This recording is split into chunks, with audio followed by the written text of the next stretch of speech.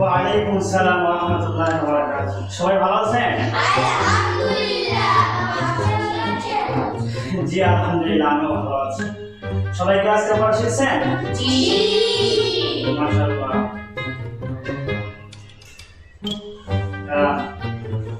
মাহমুদ দাদা তো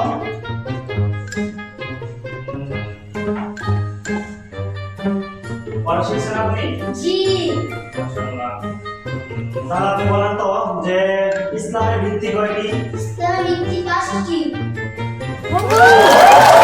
ইসলামের ভিত্তি পাঁচটি। এই পাঁচটি কি কি বলতে পারবেন? ঈমান, নামাজ। তারপর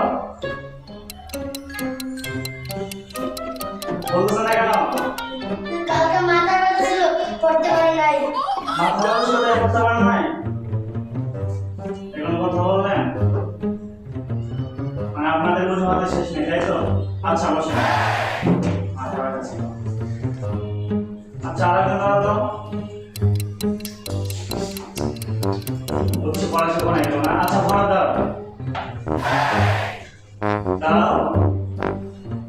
পড়া কি শিখছো? যে শিখছিলাম ভুলে গেছি। শিখছো ভুলে গেছো? এটা কোনো অজুহাত দিলে তুমি শিখছো ভুলে গেছো? আচ্ছা দিয়ে দাও দাঁড়াও।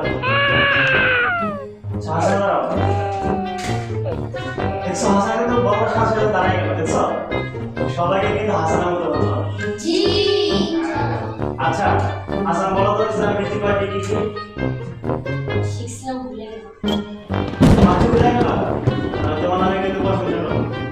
এই হলো তোমাদের অবস্থা। আচ্ছা বলো দুজনে বসো। বসো।